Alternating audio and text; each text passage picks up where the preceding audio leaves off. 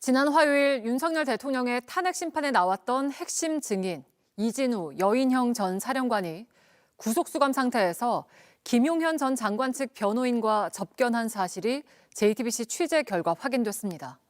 어떤 내용이 오갔는지, 증언에 영향을 미칠 내용은 없었는지 확인이 필요하다는 지적입니다. 조혜연 기자가 단독 취재했습니다. 이진우 전 수방사령관은 지난해 12월 31일 내란 주요 임무 종사 혐의로 구속 기소됐습니다. 국군교도소에 수감 중인 이 전 사령관은 지난 1월 두 차례의 변호인 접견을 가졌습니다. 접견은 1시간 30분에서 2시간 가까이 이어졌습니다. 접견자는 모두 법무법인 추양의 고영일 변호사, 접견 사유는 변호인이 되려는 자라고 밝혔습니다. 그런데 고 변호사는 이 전 사령관의 변호인이 아닌 김용현 전 국방부 장관의 변호인입니다. 이 기간 동안 이 전 사령관은 변호인 아닌 사람과의 접견과 서신이 모두 금지된 상태라 가족도 면회할 수 없었지만 변호인 신분으로 접견이 가능했던 겁니다.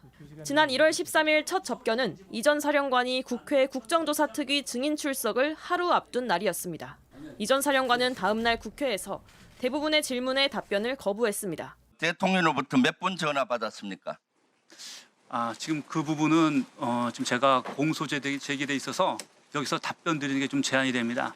고 변호사는 여인형 전 방첩사령관도 수차례 접견한 것으로 JTBC 취재 결과 확인됐습니다.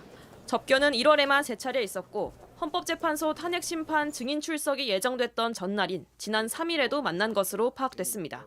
여 전 사령관은 자신의 형사재판을 이유로 대부분의 질문에 소극적으로 답했습니다. 지시에 관한 부분이 어떻게 전파되고 어떻게 되는지는 재판장님 죄송하지만 형사재판에 관한 사항이라 제가 진술을 자세히 할 수 없습니다.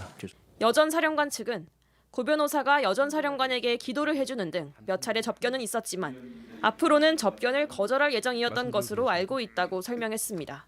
김용현의 변호사와 접견을 했다는 것은 매우 이례적이고 의심스러운 정황입니다. 또 진술들을 좀 조정하려고 했다면 혹은 번복시키려고 했다면 그것은 매우 우려스러운 상황입니다.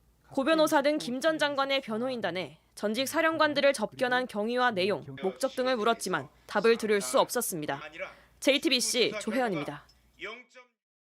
김 전 장관 측 변호인이 이진우 여인형 전 사령관들을 접견한 내용이나 목적은 알려지지 않았지만 이런 상황 자체가 사령관들에게 압박으로 작용하고 이들의 실제 진술에 영향을 미쳤을 가능성도 배제할 수 없다는 분석입니다. 김 전 장관 변호인단은 최근 편지를 보내달라면서 사령관들의 수감 교도소 주소까지 공개하며 여론전에 힘을 싣고 있습니다. 김혜리 기자입니다.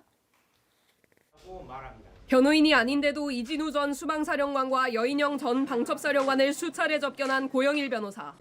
전광훈 씨가 목사로 있는 사랑제일교회 장로로 코로나 집회 때부터 긴밀하게 전시 주도 집회에 참여해온 인물입니다. 고 변호사는 당시 방역 지침을 어기고 집회를 연 혐의로 전 씨와 함께 1심에서 유죄를 선고받았습니다. 부정선거 의혹, 반국가 세력 척결도 수년 전부터 주장해왔는데 계엄 선포 이후에도 이를 내세우며 탄핵 반대 여론전에 힘을 싣고 있습니다. 여러분들이 여기 나와주시고 광화문에 나오시심으로 인해서 이 전쟁은 반드시 승리할 것이라고 선포합니다. 윤석열 대통령 구속에 반발하며 서울 서부지법 난이폭력 사태에 가담한 이들도 변호 중입니다. 김 전 장관의 변호인이 접견을 한 목적이나 내용은 공개되지 않았지만 사실상 고립된 상황에서 내란 사건 주요 피고인의 변호인이 접견을 오는 상황 자체가 압박으로 작용하고 이들의 실제 진술에 영향을 미쳤을 수 있다는 해석도 나옵니다. 김 전 장관 변호인단은 최근 편지를 보내달라며 주요 사령관들의 수감교도소 주소까지 공개했는데 여 전 사령관 측은 사전에 동의를 구하지 않았다고 밝혔습니다. JTBC 김혜리입니다. 이진우 전 수방사령관은 헌재 탄핵 심판에서는 윤 대통령과 연관된 증언을 대부분 거부했습니다. 하지만 검찰 조사에서는 윤 대통령이 국회의원을 끌어내라고 한 걸 정확히 인식했다며 자기 임무가 더럽혀지는 것 같았다고 진술했습니다. 박사라 기자입니다. 이진우 전 수방사령관은 비상계엄 당일 윤석열 대통령과 4차례 통화했습니다. 헌법재판소에 증인으로 출석해선 이 통화 내용에 대해 답변을 거부했습니다. 대통령이 4명이 1명씩 들고 나오라는 말을 하면서 체포라는 단어를 사용하기도 했죠. 답변 드리지 않겠습니다. 하지만 지난해 12월 검찰 조사에선 자세히 진술했습니다. 이 사령관은 두 번째 통화에서 계엄군이 국회 내부에 들어가지 못하고 있는 상황을 거듭 보고하자 윤 대통령이 화를 내 마음이 상했다고 진술했습니다. 당시 윤 대통령이 4명이 들어가면 1명씩 드러낼 수 있지 않냐, 안에 있는 사람 끌어내라고 하며 화를 냈다는 겁니다. 또 병력 상황을 이해하지 못하고 대화가 되지 않아 대통령이 이상하다고 생각했다고도 했습니다. 특히 3번째 통화부터는 국회의원을 끌어내라는 지시를 정확히 인식했다고 했습니다. 당시 윤 대통령이 문을 부수고 들어가서 끄집어내라고 했는데 이는 국회의원을 말하는 것으로 생각했고 문을 부순다는 것 역시 본회의장 문을 부수라는 것으로 이해했다는 겁니다. 또 자신의 임무가 더럽혀지는 것 같았다고도 했습니다.